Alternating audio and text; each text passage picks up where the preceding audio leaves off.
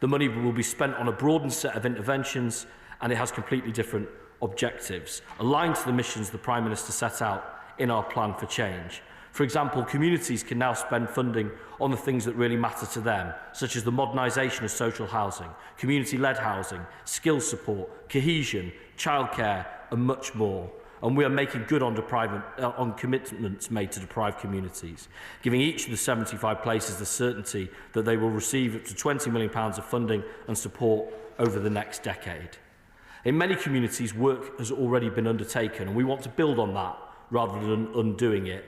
That's why in each area we will support new neighbourhood boards, bringing together residents, local businesses and grassroots campaigners to draw up and implement a new vision for their area. For the first time, this will include representatives from social housing, workplace representatives, and in Scotland, Wales and Northern Ireland, the representative in the devolved legislature. And in consultation with their community, each board will be given the freedom to decide how to spend the £2 million a year to deliver the priorities of local people, ranging from repairs to pavements and high streets, setting up community grocers, cooperatives, or even neighbourhood watches. And these new broadened objectives will give communities the tools to make informed decisions with a list of interventions aligned to this government's central missions. These interventions have already been assessed as demonstrating good value for money and so could be pursued without delay. And we've also published a toolkit outlining the wide-ranging powers available to communities and local authorities in England, with similar for Scotland, Wales and Northern Ireland to come following consultation with the devolved governments. This is about giving communities autonomy, about people designing, delivering the change that they want to see. And our new approach puts communities at the heart of delivery, and that's why we've introduced 3 new objectives to guide the plan. First, the importance of building thriving places. People take immense pride in their local area, but too many of our high streets and estates have been neglected and left behind. This funding can be used to ensure town centres and neighbourhoods better reflect the needs of their community, giving residents a say in how they're designed, delivering change that people can see and identify with, so that at the end of this Parliament, people look out from their doorstep and see a better neighbourhood. We also want the UK to be a country with world-class public services that work for everyone, which is why this objective will also support services that are accessible, responsive and tailored to local need, because investing in young people's futures and in preventative measures now will ease pressure on services over the long term. The second aim is to build stronger communities. We want to empower neighbourhood boards to tackle the root causes of disengagement and division, to bring people together so they can feel proud of their area and safe in their neighbourhood, to restore a collective sense of belonging to their community. This is about understanding how division is not only an impediment to growth, but a barrier to driving up living standards too. And lastly, our third aim is to empower people to take back control. Everybody should be in the driving seat of their own life, and everybody should feel in control of their future. But this can feel a distant prospect when you're living payslip to payslip, stuck on a waiting list, or just not listened to. It is quite right that people want to have a say over the future of their community, with enough to get by and the opportunity to make the most of their lives. We want to make sure children have the best start in life too, and that adults can live the life that they want to. Madam Deputy Speaker, I want to finish by talking about the inspiration for this programme, which can be traced back through 6 decades of community politics. We've drawn enormously from John Prescott and the Noble Baroness Armstrong's New Deal for Communities, which provided the stability of long-term funding backed by the support of central government. Like then, our aspiration is to empower local people to drive the renewal of their neighbourhood and deliver the transformational change they want to see. But this announcement also has its origins in the community development policies of Wilson and of Callaghan, who drew the link between social deprivation and social division. And now we're looking to the future. The Prime Minister has been clear that the task before us requires a decade of national renewal.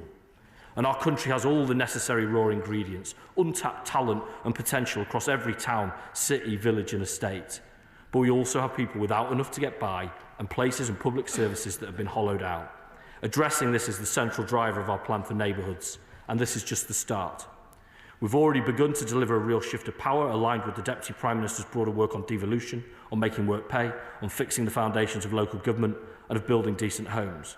But it's also a down payment on what we know communities can achieve. We will give people and places the resources and powers they need to succeed.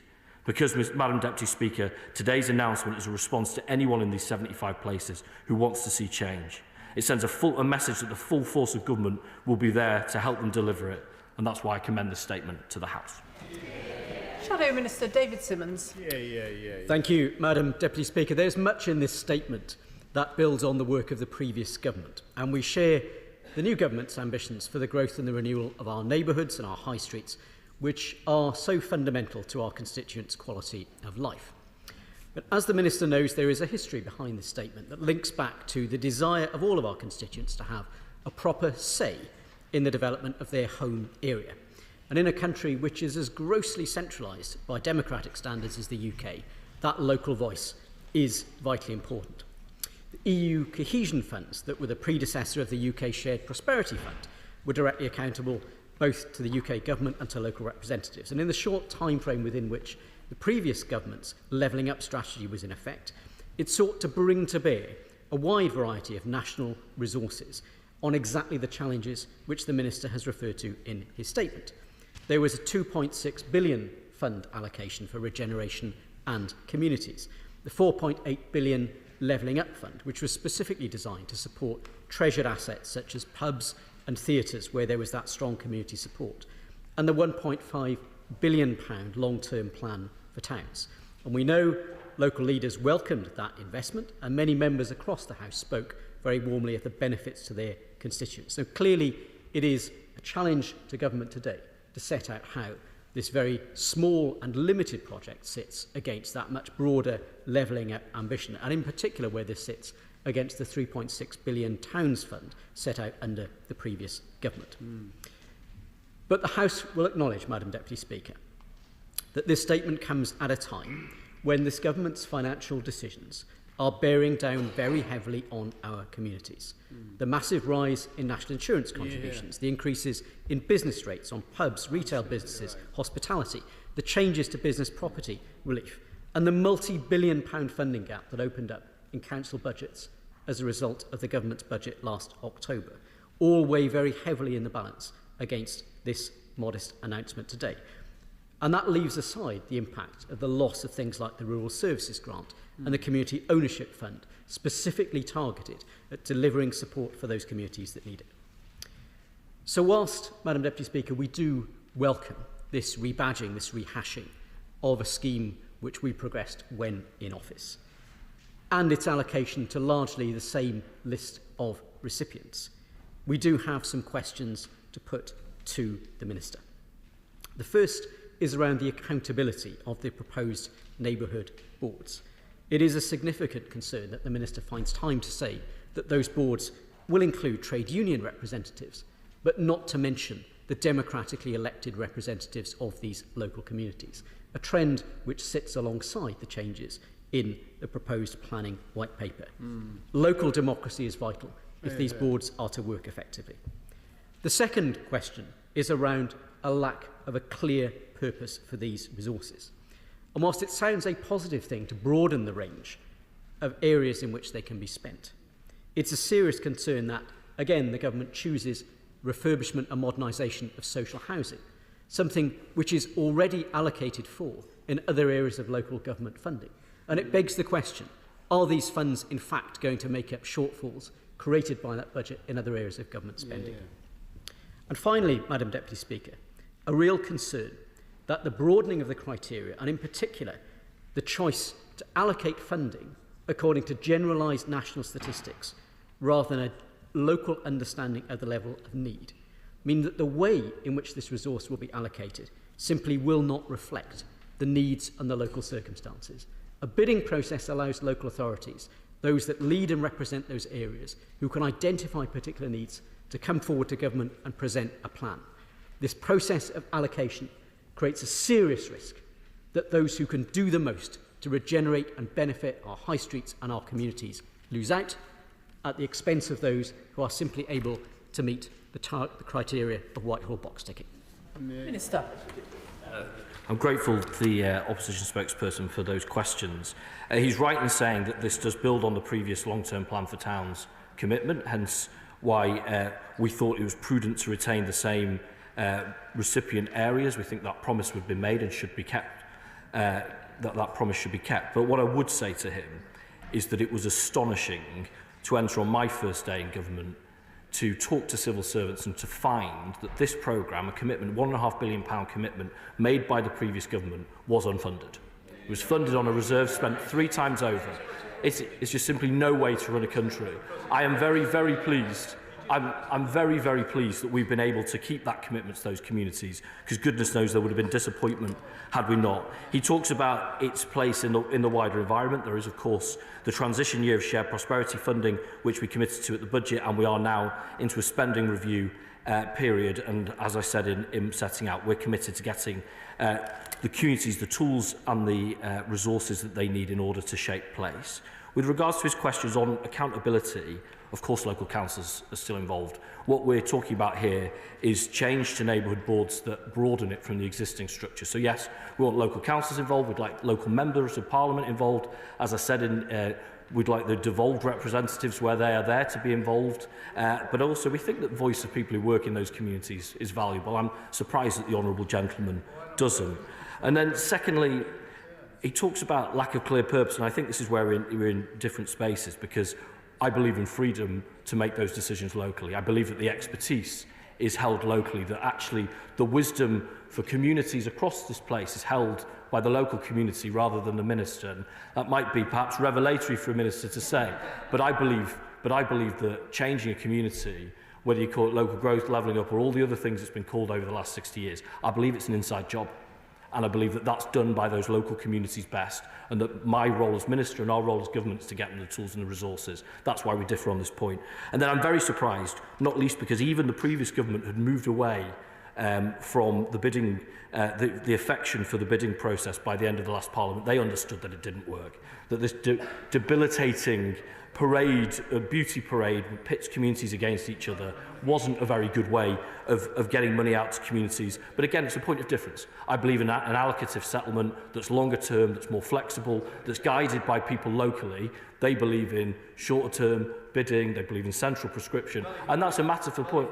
Well, the Secretary of State says from his sedentary position that offers value for value for money. What I believe is the best value for money is when communities have that proper tools and resources to shape place themselves on their criteria rather than mine. And I think that that's how you drive change. Chair of the Select Committee, Florence Eshalomi. Thank you, Madam Deputy Speaker, and I thank the Minister for this statement this afternoon. And I think if we are all honest, there are a number of us who've represented councils, who've been on councils, and some of us still serve on councils. And the reality is the competitive tendering process did, unfortunately, pit some councils against each other, including deprived councils. So I think it's right that we move away from that and the sticky plaster politics that we've seen over the last few years. I do want to press the Minister on understanding a bit more about how the neighbourhood boards will be set up and how they'll function. Will there be a clear recruitment process to get the critical local buy-in? As the Minister said, it's important that we bring communities along with us. If there is conflict between local authorities and the boards over, say, for example, a regeneration plan, will one have the power to veto another? And will the department also have oversight to intervene should there be serious concerns about the intervention and operation? Alongside this, the Minister said that it's important for communities to have a say over their future. So I want to ask if the department are looking at the community right to buy. I declare my interest as a Labour co-op MP. And we know that with the community right to buy, we've seen local pubs, our libraries, leisure centres and so much more saved. So can he update us on the work on when we expect to see that new light and that legislation come forward? Minister. I'm grateful to the Chair of the Select Committee for those questions. I share what she says on competitive tendering. I think the quid pro quo for that is for the government of the day to be very, very clear about how allocations are made. And my commitment will be that we will be always very transparent in how those decisions are made. And I know that the Select Committee will take a strong interest in that. With regards to the establishment of boards, one of the themes I suspect of the discussion over the next few minutes will be that we don't want to hold back areas that are making great progress. There may be areas that have established boards who can take advantage of the opportunities to add some more people to them and move on at pace. There may be areas that want to take this moment as a chance to reboot their board. Either way, that basic principle that the local authority will be, of course, the kind of ring holder supported by the local Member of Parliament. But once that board's going, we expect that board to be in leadership. We don't want them to be in significant tensions with their councils, and we'd expect that to be resolved in the usual way. But those boards will have that power to get on with the job. With regards to the community right to buy, that was a component of the white paper. We're looking forward to delivering that community right to buy, because we know that that would be greatly valued, whether it's pubs, whether it's other buildings in people's communities. So, you know, we're very keen on that, and as a fellow Labour and Co-op MP, I particularly am. Liberal Democrat spokesperson Gideon Amos. Thank you, Madam Deputy Speaker. Liberal Democrats welcome this plan to work with communities to improve local amenities and engagement in the process. We also welcome the move away from the bidding between local council areas towards a more objective approach based, for example, on indices of multiple deprivation. In our opinion, and in my opinion, the previous system divisively pitted one area against another in a way that actually did damage to more areas than it helped. Liberal Democrats are committed to allowing communities to take the action they need to improve their areas. Given the sufficient powers, therefore resources, local authorities can play a major role in combating climate and nature emergencies, whether insulating homes, enhancing green spaces or improving air quality. But the Conservative governments force councils to do more and more with less and less, plunging many into financial crisis. As a result, councils have gone bankrupt around the country, and many are feeling the strain of cuts to public services and a lack of investment in community assets. No community can flourish without proper powers and resources. So we welcome this plan's commitment to ensuring new neighbourhood boards work with local authorities to implement new funding. However, we urge the government to confirm that local authorities will be funded and resourced substantially to take on this additional workload. The financial burden on councils has forced many of them to make impossible choices on funding. In my council of Somerset, for example, nearly 70% of council tax receipts go on care for vulnerable adults and children, which many believe should be a national responsibility. Until we have a national solution to the care crisis, councils will continue to be held back from reaching their full potential. So we welcome the government's commitment to investing in community-led improvement. We also welcome new neighbourhood boards, which should provide community engagement throughout the process. As such, we urge the government to reconsider its decision to remove district council level scrutiny in the planning process. Whitehall taking powers out of the decisions of hands of local councillors would also take decisions out of the hands of local people. That's undemocratic and would ultimately slow up the process of getting the homes that we need. We also call on the government to confirm that nature and climate specialists be included on the neighbourhood boards. Finally, Madam Deputy Speaker, can I ask the Secretary... Can I remind the honourable member that there is a time limit? I will give him one more sentence. Apologies, Madam Deputy Speaker. If I could ask whether the Secretary of State will be reviewing the list of 75 towns so that others can be included in future. And finally, would the government consider rolling the plans into neighbourhood plans so that they would be given more statutory effect in making planning decisions? I'm grateful for those questions. I think that on the point around climate and nature, you know, we know that gaining consent from community often starts with buy-in, so having localised climate interventions through these programmes may well be a very good way to do that. On the point on local authorities, you know, the budget was the first step in rebuilding local authority finances. That will take time. You know, as he says, resolutions in social care will take some of that pressure off as well. With regards to planning, this is why local plans are so important. Not enough of the country is covered by local plans. Local people rightly want to say the best way to do that is through the local plan process. And on the 75 towns point, the ones that were previously announced are the ones that we have honoured. But of course, as he says, there may be scope to go further in the future. I can't run ahead of the spending review. But what we know that when if we can prove that things have worked in these 75 towns, then there'll be a very strong case to do them elsewhere. Andy MacDonald. Thank you, Madam Deputy Speaker. I thank the Minister for his statement.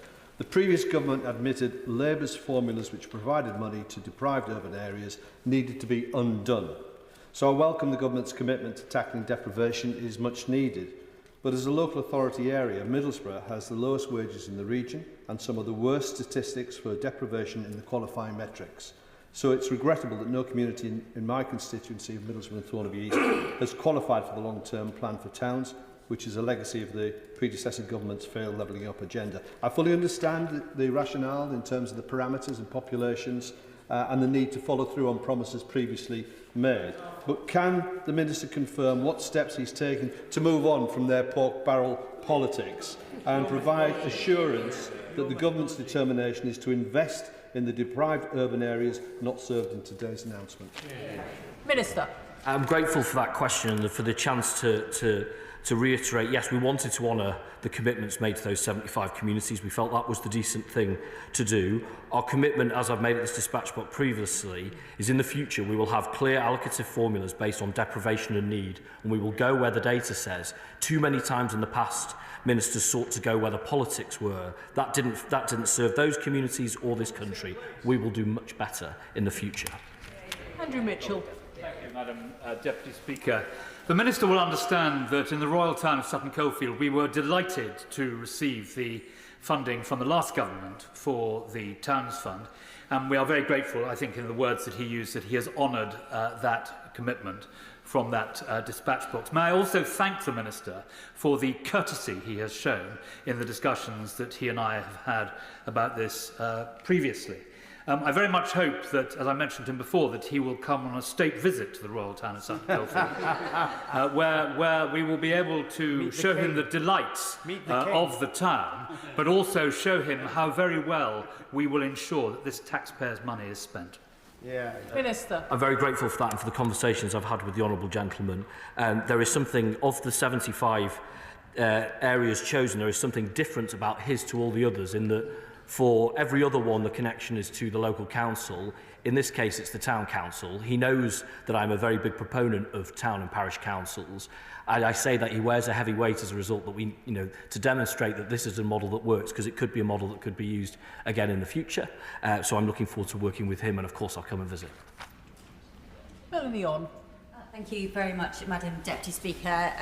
Great Grimsby and Cleethorpes are delighted to be included in the list of 75 towns in receipt of this long-term funding. That certainty is something that has been missing from previous financial commitments. I'm particularly interested, however, in the governance arrangements going forward, because what we've seen under the previous arrangements of town board deals is that decisions have been made, in my case, money reallocated that was intended for the library to go into parts of projects that had been left to go to delay and incur extra costs. So could he reassure my constituents that there is an opportunity to review the governance arrangements of these new neighbourhood boards? Minister. Yes, now is the time to review those boards. In the fullness of we'll be asking for that by the end of next month. And then beyond that, there will be the moment for those boards to formulate plans over the next few months. That is the moment to get down in writing how that money is going to be used, to make that commitment, that contract with the local community. And I hope, and I'm sure, that we'll see communities really involved in those conversations so that the plans really reflect what people locally want. Sir Julian Lewis. Thank you, Madam Deputy Speaker. The Minister made a reference to his support for parish and town councils. Can he explain a little more about the new neighbourhood boards? Will the geographical footprint of the new boards be similar to that of parish and town councils in the 75 areas concerned? And if so, wouldn't it have been better to give this role to elected bodies like the parish and town councils rather than to unelected new boards?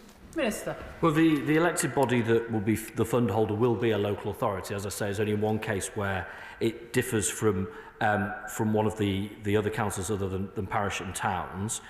With regards to boundaries, these reflect the human geographies rather than the political geographies. There may be points where that aligns, maybe they won't.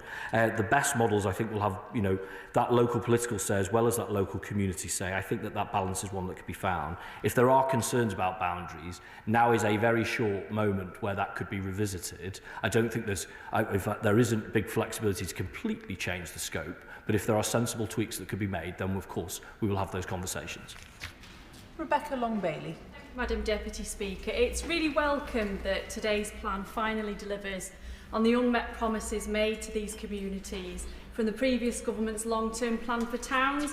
But since the selection methodology in that plan was developed, Pendleton in Salford has sadly lost its only leisure centre and pool to fire, leaving a community already starved of leisure facilities with nothing at all. So would the Minister meet with me to discuss what help the government can give Salford in ensuring that this vital facility is rebuilt urgently?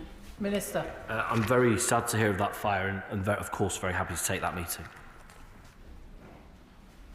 Sarah Dyke. Thank you, Madam Deputy Speaker. The Liberal Democrats and I welcome the plan's commitment to social housing and ensuring development is community-led. However, it's disappointing that Somerset won't feel the benefit, given the demand for social housing in Glastonbury and Somerton and across the county vastly outweighs supply. So can the Minister confirm if there are plans to extend the plan to allocate further funding in addition to the 75 local authorities confirmed today? Minister. Well, the Honourable Lady knows I can't run ahead of the spending review. There are other funds, of course, that are available, the Enhanced Local Government Settlement, there's the Shared Prosperity Fund, but of course, if we can prove this as an effective model, there may be scope in the future to extend. Helena Dollymore. Thank you, Madam Deputy Speaker. And for all the talk of levelling up from the party opposite, I would just gently remind them of the experience of my constituents in Hastings and Rye of levelling up, which is that £150,000 of taxpayers' money was given to a Conservative donor to improve Hastings Town Centre, and all we have left behind is a boarded up closed shop in the town centre of Hastings. So I really welcome today the commitment from the Minister of £20 million for Hastings, and that money to be spent in a responsible way that is based on the priorities of my constituents in Hastings and Rye, whether that be broken pavements, whether that be broken bus shelters, or buying back community assets that are so important, from pubs to closed concert venues. I know there's a lot of concern in Hastings about St Mary in the Castle. So can the Minister explain how residents of Hastings can feed into the process for how this money is spent? Yes. I'm grateful for that, and I'm aware of the history that the Honourable Member mentions. I hope for Hastings this will be a reboot moment and a chance to get some of that benefit that the community undoubtedly wants to see.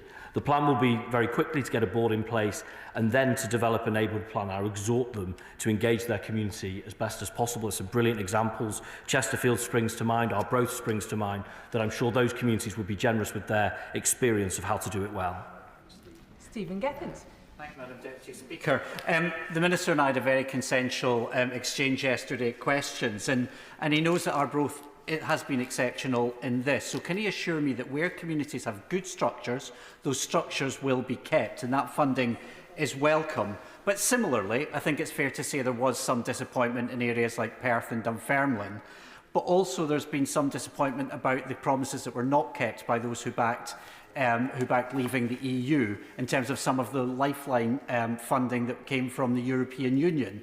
Can he give some of his thoughts on that and how we match some of that up? And finally, will he absolutely assure us that devolution will absolutely be respected in terms of any plans going forward? Minister. Yes, I mean, as I said yesterday, it was impossible in that church hall to not be struck by the extent of the consultation in Arbroath, which I think is a model for elsewhere. Of course, with regards to devolution, we see this through the prism that, as the Prime Minister and the Deputy Prime Minister have said about wanting to reset relationships with the devolved governments. I've had those conversations, as the Honourable Gentleman may know. I'll continue to do so. Having the representatives from the devolved legislature involved in the board, I think, is a positive step.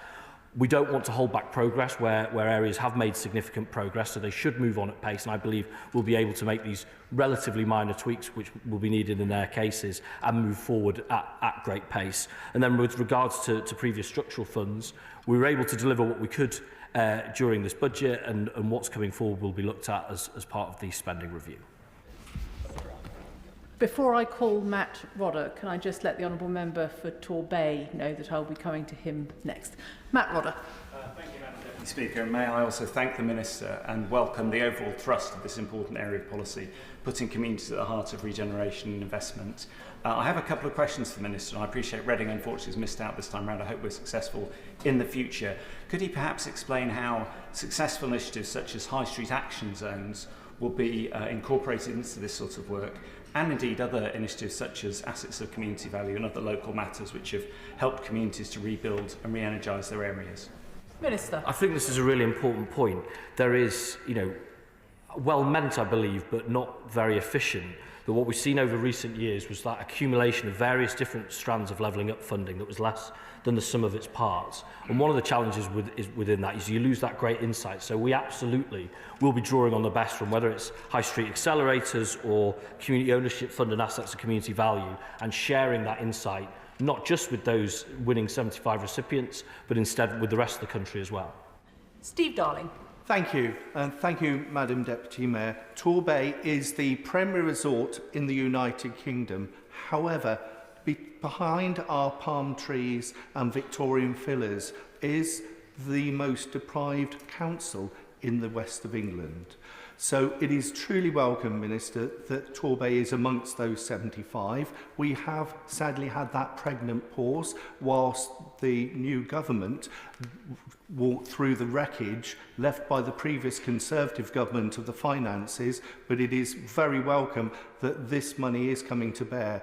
And Madam Deputy Speaker, it's really heartening that this is over a number of years so we can have confidence of how to support our communities. But it resulted in a pregnant pause that I know myself and my colleague from Eastbourne are particularly concerned about, as we have oven-ready opportunities for our communities. And rather than a further months of delay, is it possible, and I know I've already written to the Minister on this issue, is it possible that we can pre-spend after conversations with the Minister, rather than having to run to even more delays of implementing the changes that we all desperately want to see for our local communities? I am grateful for the Honourable Gentleman's forbearance and for his consistent lobbying. The programme starts from 2026, I want to be very clear about that, and that cannot be brought forward. Local authorities do have the flexibility to spend earlier, understanding that the money's coming, but that of course would be a decision for them to take locally. Joe Platt. Madam Deputy Speaker, can I thank the Minister and his department for today's announcement and their commitment to lead in the plan for neighbourhoods. And as my honourable friend knows, my community in Lee is home to some amazing community organisations and businesses working hard to improve our area, but they've been doing it alone for too long. So today's cash boost for Lee changes that. And does he agree that this plan marks the first step towards a new partnership where communities are supported and empowered to shape the places that they call home? Yeah, I know of Lee's great creativity, not least in the spinner's mill that my honourable friend used to run. From our perspective, we want this to be a reset of the way in which the central government works with local communities, so to unleash that creativity, because as I was saying, I think it was seen by the opposition to be revelatory. I believe the people of Lee should make decisions about the future of Lee rather than myself. Gregory Campbell. Madam Deputy Speaker. Madam Deputy Speaker, you went from Mr. Speaker to Madam Deputy Mayor in half an hour, so I wish you all the best for the future. If I could just welcome the Minister's statement. It is indeed very welcome in Northern Ireland, and it affects Coleraine and Londonderry in my patch. Could he also reassure us that as we look forward, the 10 years is most particularly welcome, which allows for planning and proposals to be put in place? But can he assure us that towards the end of this Parliament, that we will review the plan to see if it is possible to develop it and become very focused in trying to get benefit for our constituents? Yes, this is a really important point. We do think that, because plans do take time to gear up, that there might not be a uniform spend, exactly £2 million every year, and there might be some flexibilities. That's why I think that length of time is valuable. But after the 4th year, we will do a stock take, because you don't want to be in a situation where places are spinning their wheels, building up a huge backlog of funding. It has to be realistic. So exactly as he says, by the end of this Parliament, we'll have that full stock take. Terry Jeremy. Very much, Madam Deputy Speaker, and I'm grateful to the Minister for this very positive statement today. I'm naturally delighted that my hometown of Thetford in South West Norfolk will receive a share of this money. It really is going to help unlock Thetford's potential. But after 14 years of so much decline, what measures will be taken to make sure this money is spent as quickly as possible and to make as much of a difference as possible in the short term? Minister. Well, we will work very closely with Thetford and with all the other recipients so that they have the best possible insight as to what's effective and to what some of the good practices elsewhere. We will have we have developed as part of the prospectus a series of pre-approved interventions, so Thetford could pick from those to know that these are ones that have already been assessed as having value for money. So the information and that insight should be there to build a really effective plan really quite quickly. Lee Dillon. Thank you, Madam Deputy Speaker. The Plan for Neighbourhoods prospectus that was published on the website earlier today talks about ending the Whitehall knows best culture.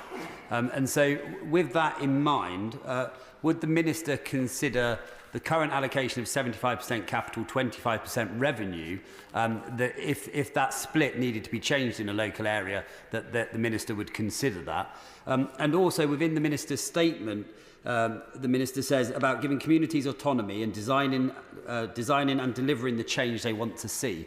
I'm sure all communities in the UK would wish to have that autonomy. So how could maybe the principle of neighbourhood boards be rolled out even if the funding isn't there to begin with? Minister.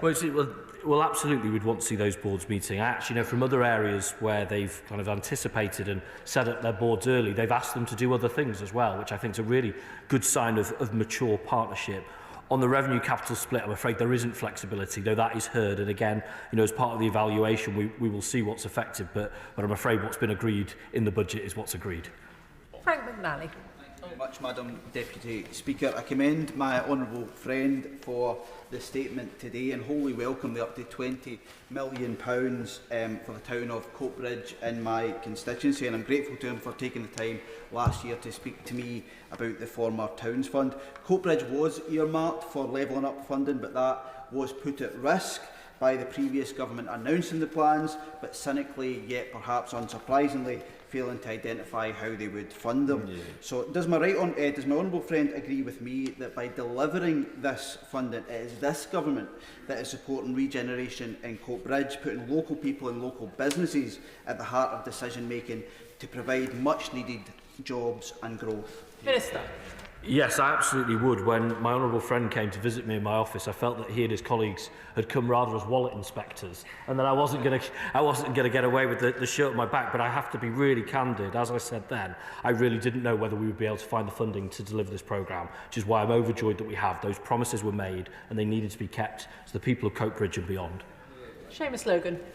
Thank you, Madam Deputy Speaker. I rise to thank the Minister for his commitment and his assurances today. Not least on behalf of the people of Peterhead, which is in my constituency. Now, the Right Honourable Member for New Forest East asked him about the geographical footprint of these new bodies, and I want to press him on that because it would be important to be clear that there would be scope within the reorganisation of these boards that they might be able to extend their footprint. Will you be able to comment on that, please? Yes, it's not an unfamiliar ask that colleagues have made.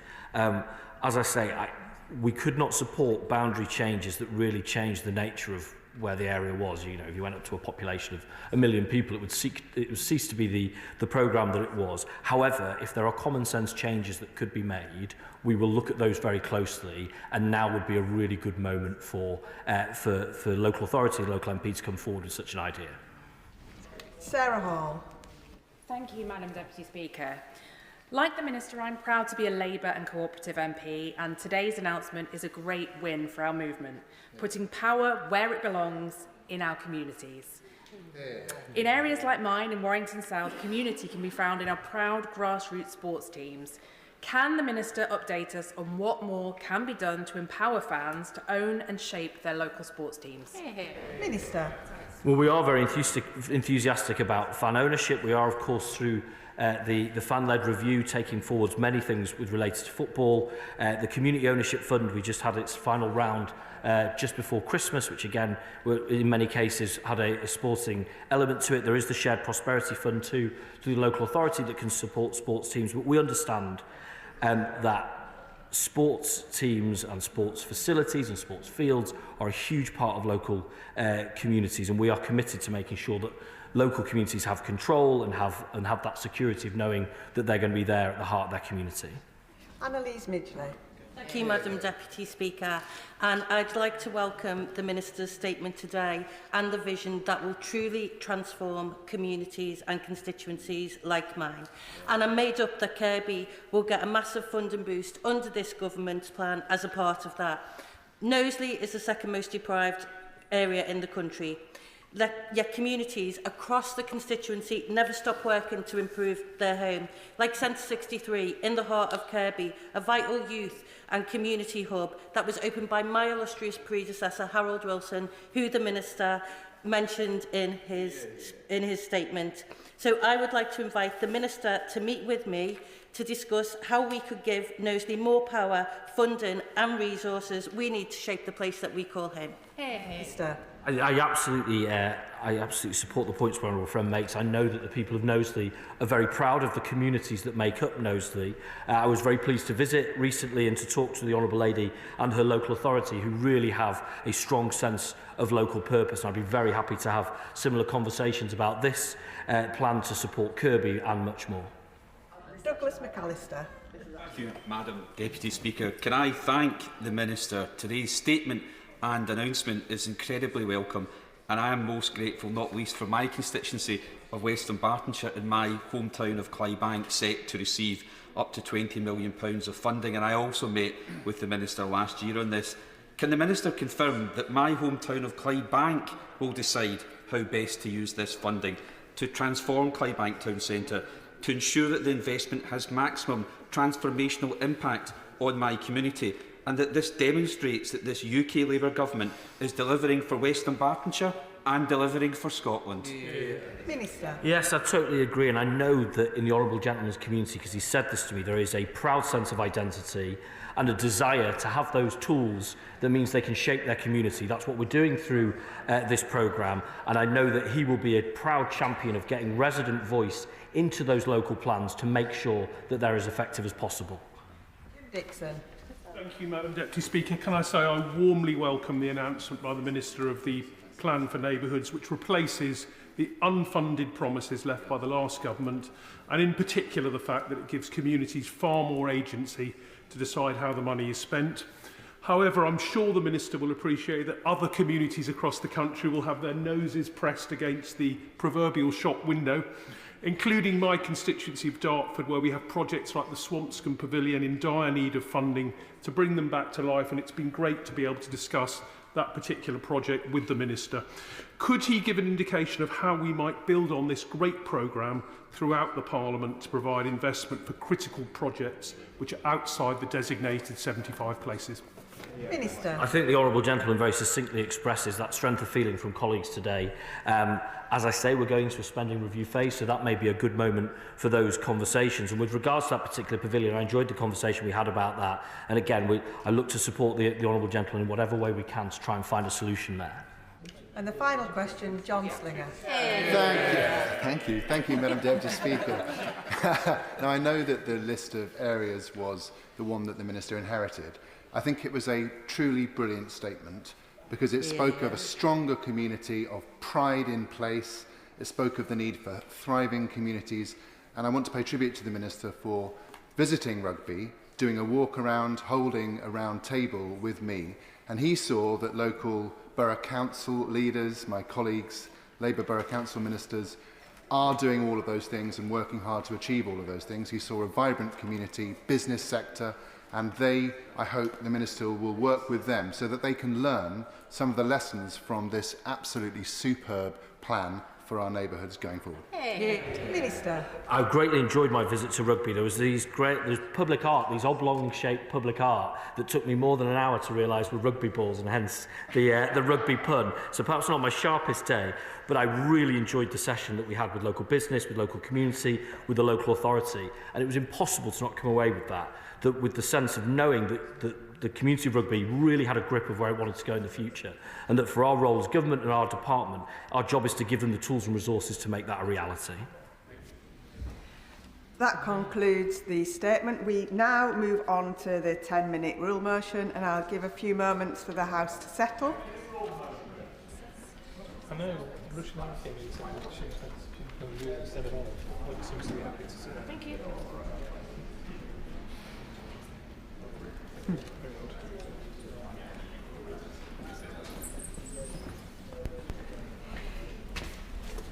Ten-minute rule motion, Alistair Strathern. Thank you, Madam Deputy Speaker. I beg to move that leave be given to bring in a bill to make provision for right to manage for freeholders on unadopted private or mixed-use housing estates, to set minimum standards for public amenities on new housing estates, to make provision about the enforcement of those standards, to make provision about the adoption by local authorities of public amenities on new housing estates, and for connected purposes.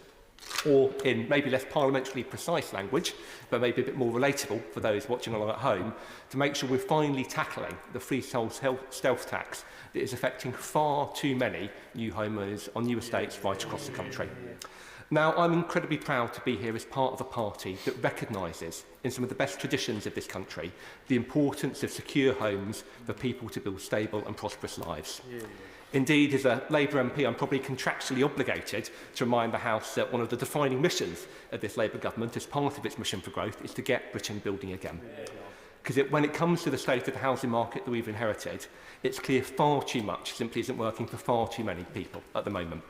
Whether it's the broken state of the house supply system, pricing far too many people out of home ownership, whether it's a lack of affordable social rented homes or insecure private rented sector accommodation, creating precariousness for families that just shouldn't have to face that in their lives, or the broken leasehold system that we announced some really important measures to finally tackle yesterday that I know many members right across the House will have welcomed. Today, though, I want to address a slightly less appreciated issue, but no less important, and one that's really growing in the number of homeowners right across the country it's beginning to touch. And that is the rise of freehold housing estates. Now, freehold arises when homes aren't adopted by local authorities, leaving those new occupants exposed to a freehold stealth tax, paying money for services that others would receive as part of their council tax to a private management company, and on the hook for an estate management company looking after their estate that is often unaccountable to them and often seeks to exploit them with every available power they have. Now, I know from lots of conversations with other members across this House that I'm far from alone in experiencing this issue. It's a growing one in my constituency, but it's a growing one right across the country. Indeed, when I'm away on holiday, I can't escape it either.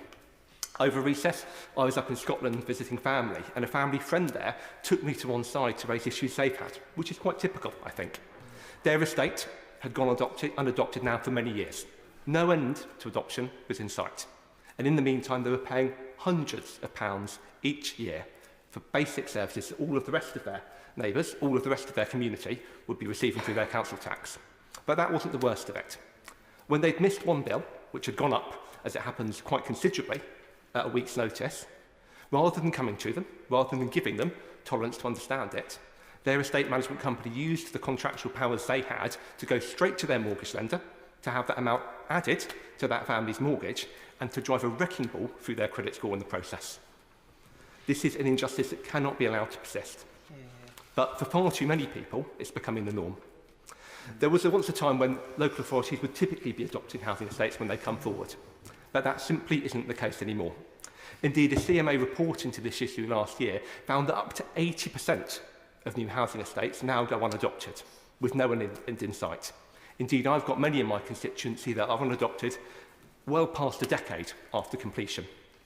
In the meantime, these householders are on the hook for a relationship to a private management company they never expected to be stuck with, for a length of time they never realised or fully appreciated they would be impacted over. And that impact has many facets. Firstly, they're hit with what is in effect a new home stealth tax, forced to pay often hundreds of pounds each year for services that every other homeowner would get as part of their council tax.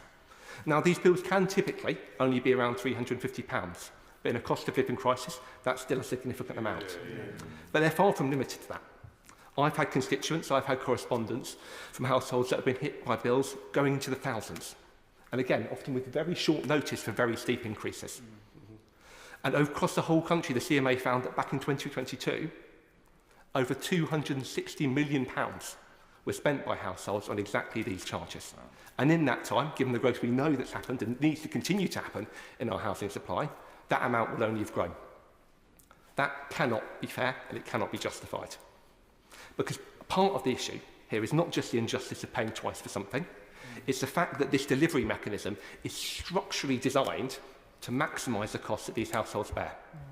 Because they're not directly accountable to the homeowners, to the people they're providing a service for, there's no incentive for these management companies to keep bills down. Indeed, I've had correspondents homes who've charged upwards of £250 just for having one light bulb on their estate changed. Moreover, the small nature of some of these estates, or the extent to which they can be subdivided, means that the bulk of these high fees can often just be covering management or professional services fees and bear no relation to any actual service delivered on the estate. Indeed, in one such estate, it had been subdivided to such a level that the vast majority of the bill that every household was paying as part of every one of those subdivided blocks was simply the fee to have that audited each year. It can't be right. Alongside that, though, it's not just the cost, it's the way in which this is undercutting the very nature of the values of stability and prosperity that home ownership is meant to bring with it.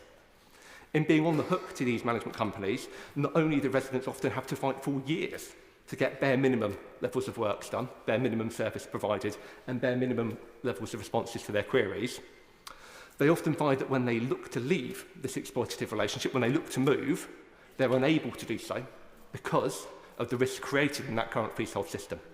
I've spoken to homeowners whose sales have fallen through when crucial management pack information hasn't been provided by management companies in a timely way, or who, when they've looked to move, haven't been able to because their credit score has been decimated by the exploited use of rent charges to go after households who hadn't been able to pay steep increases in their service charge in what the management company viewed to be a timely manner. Now, I know and I welcome the government's commitment to trying to do something about this, but it's important that we try and address it at pace. We know that we're going to be, hopefully, building 1.5 million homes over the course of this Parliament, but those 1.5 million homes won't deliver that security, won't deliver that prosperity for the families that take them up if they trap them in freehold relationships and on freehold unadopted estates. Now, my bill looks to take several important steps forward in trying to address this. Firstly, it looks to build on some of the CMA report last year's recommendations to cut off unadopted estates at source, mandating minimum adoptable standards that all developers would have to seek to reach as part of the completion of their works, and then laying out minimum adoption timelines that local authorities would be accountable for delivering to, ensuring that going forwards, an unadopted estate and unadopted estate limbo can finally be a thing of the past. Now, I'm completely aware that, particularly given the perilous state of local authority finances, there will still be some financial burden that this could create. But in giving certainty over the direction of travel in the adoption of estate, in creating clarity about the floor, that minimum standard that these estates would have to be adopted under, it creates the conditions for local authorities to be able to assess, negotiate and condition through the planning process any value they need to extract to ensure that they can cover the cost of the maintenance of that estate going forwards. And hopefully enables us to undercut that inequitous persistence of 2 tiers of council taxpayers at source. Alongside that, though, it's important that we don't leave by and walk by those who are already in these existing estates, particularly as we know that until we have this solution, they're only going to continue to grow in their number, as they are now the default model for housing provision across this country. As a result of that, this bill also looks to build on amendments tabled by the then shadow housing minister in the last Parliament to give freeholders on private estates the ability to enact right to manage, putting them back in the driving seat, giving the power to fire unaccountable management companies to make sure that they have a choice to drive up service levels, to drive up the responsibility and hopefully the performance of those who are undertaking management work. Now, this is far from a panacea. I know for many of those homeowners, they will want to see adoption as the end state for their estate. But it's an important step forward, not just in driving down the ability of management companies to be exploitative and extracting unjustifiable levels of fees from new homeowners, but it puts them back in the driving seat to be part of those adoption conversations going forward to hopefully get their estate to where it needs to too, so that the inequity for them can finally be ended. Now, I'm so excited about this government's mission on housing, Madam Deputy Speaker. I'm so excited to see the number of people in my constituency across the country whose lives are going to be transformed by our commitment to stable homes. But I know that alongside that, for a very long time now, we failed to appreciate the extent to which freehold becoming a default model for new home delivery in this country is undercutting the very sense of security, the very sense of prosperity that new home ownership is meant to bring. So I hope the government will be acting with the pace that this issue deserves. I'm very excited to be bringing this bill today to start to tackle at source the root causes of the freehold stealth tax that's now affecting thousands of homeowners across the country, paying millions every year in unjustified service charges. And I look forward to working with the government to make sure we can do right by those affected by it right across the country. Yeah. The question is that the honourable member have leave to bring in the bill. As many as are of that opinion say aye. Aye. Of the contrary, no. I think the ayes have it. Who will prepare and bring in the bill? Emma Foodie, Abdusam Mohammed, Yuan Yang, Conor Naismith, Amanda Hack, Ben Coleman, Tom Rutland, Callum Anderson, James Frith, Luke Murphy and Sarah Russell.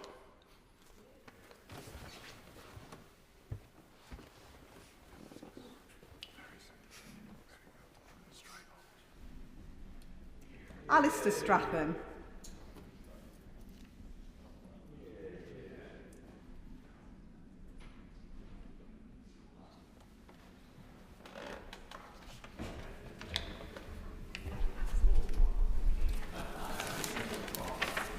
Housing Estates Bill. Second reading what day? Friday, 13th of June. Friday the 13th of June. We now come to the allocation of time motion. Minister to move. I beg to move. The question is as on the order paper. As many as are of that opinion say aye. Aye. Of the contrary, no. I think the ayes have it. The ayes have it. Order. The clerk will now proceed to read the orders of the day. Church of Scotland, Lord High Commissioner Bill, second reading. Now. Minister to move, second reading. Minister Pat McFadden. Thank you, Madam Deputy Speaker, and I beg to move that the bill be now read a second time. I'm very pleased to open today's debate on this piece of legislation, and I hope it will have the support of the House. The Church of Scotland Lord High Commissioner Bill is a very simple, straightforward and clear piece of legislation, and it seeks to do one simple thing. It removes a legal barrier that prevents Catholics from holding the office of the Lord High Commissioner to the General Assembly of the Church of Scotland. This historic legal restriction only applies to Catholics and doesn't apply to people of other faiths or indeed of no religious faith. For those honourable members, if there are any in the House, who are not familiar with the role of Lord High Commissioner, perhaps it's beneficial for me to set out some context. The Lord High Commissioner is the Sovereign's personal representative to the General Assembly of the Church of Scotland. The person appointed is appointed as an observer to attend proceedings on behalf of His Majesty the King. The General Assembly is the governing body of the Church of Scotland, which meets each May in Edinburgh to hear reports, make laws and set the agenda for the Church for the coming year. The ceremonial duties of the Lord High Commissioner include addressing the Assembly at its opening and closing sessions, as well as attending the daily business on the Sovereign's behalf. In addition, the Lord High Commissioner undertakes official visits in Scotland, as well as hosting engagements at the Palace of Holyrood House. Historic legislation currently prevents the appointment of Catholics to this role. Specifically, the Claim of Right of 1689, which set out restrictions against Catholics being appointed to public offices in Scotland, including the role of Lord High Commissioner. Now, most of this was removed by the Roman Catholic Relief Act of 1829. That removed many aspects of religious discrimination towards Catholics. However, it did not explicitly remove the restriction against Catholics holding this office of Lord High Commissioner. And that means that there is a legislative restriction existing to this day against someone of the Catholic faith being appointed to this office. Now, until now, the issue did not arise because no Catholic was ever appointed to the role. But that position changed in December with the announcement of the appointment of Lady Eilish Angelini. And this bill will allow Lady Eilish to take up the role. There is a similarity with the approach to that adopted in 1974 in the Lord Chancellor Tenure of Office and Discharge of Ecclesiastical Functions Act, which removed restrictions on Catholics taking up the role of Lord Chancellor. The bill is short, as honourable members can see. It's narrowly focused, and it will deliver a small but important modernisation to allow Catholics to undertake the role of Lord High Commissioner. Yes, I'm happy to give it. I should declare an interest as a member of the Church of Scotland and also an elder of the Kirk. I very much support this bill, but the Minister will be aware that the Law Society of Scotland has suggested they would have preferred consultation before the bill was brought forward, and I wondered if he had any reflections on that. I think their particular concern was around wider religious discrimination on the statute book, which could also be dealt with as part of this process. I'm grateful to the honourable member and for his support for the bill.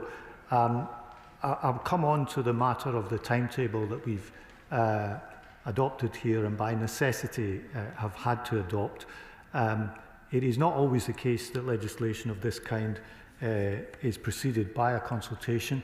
Some members may remember our late friend David Cairns, whose position in this House was facilitated by legislation removing barriers on ordained priests being appointed or elected to the House. That particular legislation also didn't have a consultation before it, as I understand it.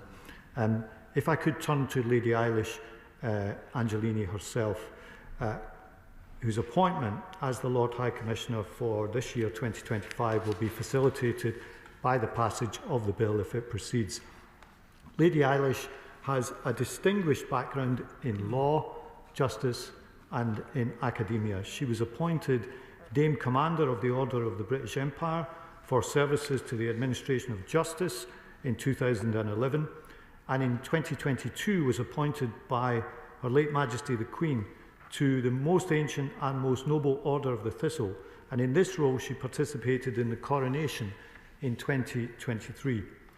Lady Eilish has also been Principal of St Hugh's College, Oxford, since 2012, and was made a Pro-Vice-Chancellor of the University of Oxford in 2017. The announcement of her appointment as Lord High Commissioner was widely welcomed in Scotland. The appointment would make her the first Catholic to undertake the role of Lord High Commissioner, and Madam Deputy Speaker, her appointment would be a significant symbol of unity, goodwill and collaboration between the Church of Scotland and the Catholic Church in Scotland. It builds on the spirit of the St Margaret Declaration, signed at Dunfermline Abbey in 2022. This was a historic declaration of friendship between the Church of Scotland and the Catholic Church in Scotland. And the legislation before the House today builds on the spirit of that. And the Honourable Member referred to the circumstances and the timetable.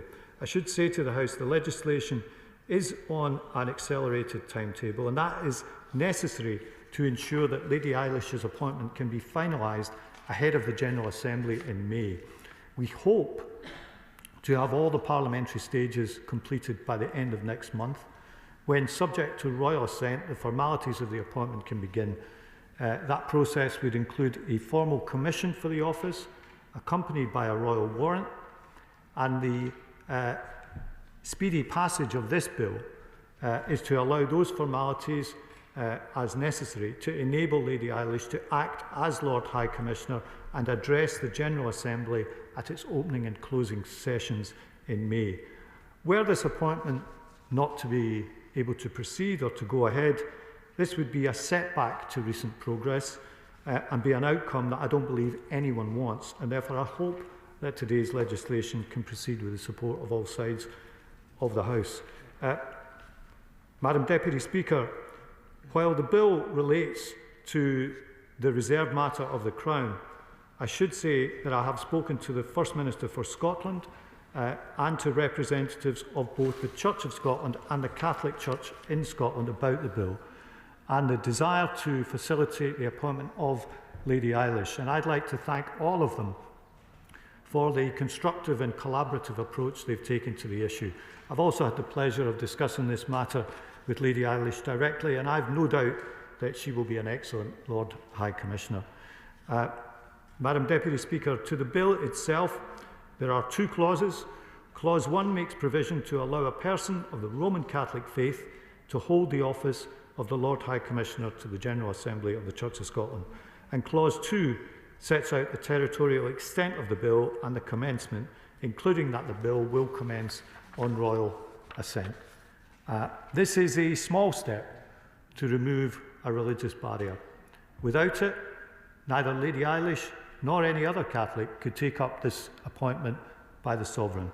The bill changes that and ensures that the announced appointment can go ahead. It is a short and a simple, but still in its own way, an important bill, and I hope it will receive a broad welcome and commend it to the House. Yeah. The question is that the bill be now read a second time. I call Shadow Minister Andrew Bowe.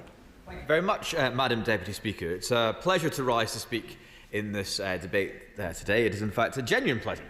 As a member of the Church of Scotland, to be speaking on what is an historically significant piece of legislation this afternoon, one that it could be argued is the latest piece of work which was begun with the passing of the very piece of legislation it seeks in part to repeal, the 1829 Catholic Relief Act, to ensure full equality for Catholics in our public realm. As someone who grew up not quite the son of the manse, it was 3 doors down, but very much in and around the Kirk, this is, in 8 years being a member of this place, the first debate on any issue regarding governance or the affairs of the Church of Scotland that in fact